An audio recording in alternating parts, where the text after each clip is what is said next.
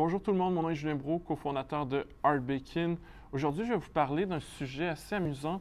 Je vais parler de tourisme spatial et de réseaux de satellites qui vont donner accès à Internet à toute la planète, mais sous l'angle, en fait, d'entreprises cotées en bourse qui sont dans ce secteur-là. Et il y a un élément qui est amusant, qui est une espèce de concours de qui peut pisser plus loin, une espèce de concours d'ego entre Elon Musk, Jeff Bezos, puis Richard Branson, qui sont tous dans la même course du tourisme spatial et de l'Internet par satellite. Donc, c'est assez amusant, surtout de les voir se chamailler par médias interposés. Donc, avant d'entrer dans le cœur du sujet, pour vous présenter les compagnies dont il est question, je vais juste vous rappeler qu'on est présentement en train de faire une ronde de financement sur la plateforme FrontFunder pour Art-Bacon. Donc, si ça vous intéresse d'investir dans une startup fintech, cliquez sur le lien. Je pense que l'adresse, c'est frontfunder.com/company/Art-Bacon. Sinon, faites juste cliquer dans le lien. Vous allez trouver la page pour faire votre investissement. Donc, pour revenir à nos moutons, l'article qui a inspiré cette petite chronique-là, c'est un article du Wall Street Journal de ce matin qui parlait de la volonté, en fait, de Virgin. Je pense que c'est Virgin Galactic, parce qu'ils ont tellement de divisions. Donc, Virgin Galactic, qui est une compagnie qui se spécialise dans le tourisme spatial, de permettre aux investisseurs d'investir via la bourse dans la compagnie, mais ils ne le font pas via un appel à l'épargne publique. C'est un peu différent. En fait, ils passent par l'entremise d'un SPAC. SPAC veut dire Special Purpose Acquisition Company.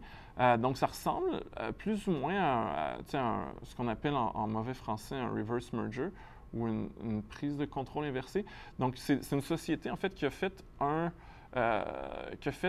appel à l'épargne publique spécifiquement. C'est pour ça que c'est un peu différent parce que les prises de contrôle inversées, c'est souvent des compagnies qui peuvent exister depuis longtemps. Donc, c'est une compagnie qui a fait un appel à l'épargne publique spécifiquement pour faire une acquisition, donc pour permettre à une entreprise de se retrouver en bourse. Et donc, allons voir dans l'application la compagnie en question. Le nom est un peu long, c'est Social Capital Hedosophia Holdings Corp. Et c'est une compagnie non opérationnelle, donc on n'a aucun ratio autre que la capitalisation boursière de 900 millions. Donc, c'est l'argent que l'entreprise a été chercher d'investisseurs et c'est l'argent qui serait investi dans Virgin Galactic. Donc, l'entreprise injecterait 800 millions dans Virgin Galactic pour une participation de 49 Donc, quelqu'un qui achèterait toutes les actions, donc 100% de Social Capital Hedosophia Holding Corp, se retrouverait à être actionnaire à 49 donc pas actionnaire de contrôle. Le groupe Virgin puis Richard Branson vont rester en contrôle de la compagnie. Mais c'est quand même intéressant. Donc, l'idée, c'est que les gens vont pouvoir investir dans ça. C'est extrêmement spéculatif. En fait, l'entreprise a déjà eu quelques revenus parce que les gens peuvent prépayer, payer 250 000 pour un voyage dans l'espace. C'est assez court, on ne s'en va pas sur la Lune, on reste très, très proche de la Terre. Donc, c'est des précommandes, c'est pas pour ceux qui sont bons en comptabilité, c'est pas du revenu, c'est vraiment, on considère ça comme un passif parce que le service n'a pas été encore rendu. L'entreprise a quand même fait du progrès et je pense qu'elle a fait son premier voyage avec un passager au courant des dernières semaines. Donc, je pense qu'ils ont choisi ce moment-là justement pour faire cette annonce-là. Et le contexte de cette opération-là, en fait, est assez intéressant. Il y a un investisseur qui est très connu dans la Silicon Valley. J'ai tout le temps du mal à prononcer son nom, mais c'est le gars de Social Capital. Et il y a un nom que j'ai vraiment du mal, dont j'arrive jamais à retenir. Mais c'est un investisseur dans Facebook. Je cherche son nom dans l'article du Wall Street présentement. C'est un nom indien. Donc, j'essaie de le retrouver. Au pire, je mettrai dans les commentaires parce que je n'arrive pas à le retrouver. Mais cet investisseur-là, c'est lui, en fait, qui avait créé cette compagnie-là, qui s'appelle Social Capital, d'ailleurs, avec et Dosofia, dont je ne connais pas la signification, et pour faire justement un investissement. Et ces véhicules-là, ces SPAC-là, en fait, ont une durée de vie de 2 ans. Donc, si après 2 ans, l'entreprise n'a pas fait une acquisition, n'a pas déployé son capital, le listing doit être annulé. Donc, on peut s'imaginer que peut-être que ce n'était pas la cible initiale d'acheter 49% dans Virgin Galactic, mais c'était le moyen de rentabiliser tout l'effort qui avait été déployé pour créer ce SPAC-là. Et je vais vous parler de d'autres compagnies parce que c'est assez intéressant. En fait, plusieurs compagnies, dont SpaceX, qui est une compagnie privée, qui est valorisée à 32 milliards, mais dont personne ne peut acheter des actions. SpaceX, qui est une entreprise là, qui est dirigée par Elon Musk, qui dirige aussi Tesla. Donc là, je vais vous montrer un peu Tesla. Présentement, en achetant Tesla, on n'est pas propriétaire de SpaceX. Il y a eu quelques collaborations. Je pense que SpaceX avait envoyé une Tesla Roadster dans l'espace à des fins marketing. Donc, on voit un petit contrat. Mais la raison pour laquelle je parle de Tesla, et là, si on regarde, les marges de profit sont négatives, l'entreprise n'est pas profitable et vaut 40 milliards alors qu'elle produit beaucoup moins de voitures que les Ford et les GM de ce monde, mais c'est quand même un leader de l'industrie automobile. Donc, mais la raison pour laquelle je vous en parlais, c'est que plusieurs investisseurs mettaient de l'avant l'idée qu'à mesure que la situation se détériore chez Tesla, la valeur nette d'Elon Musk est de plus en plus liée à SpaceX et de moins en moins Tesla.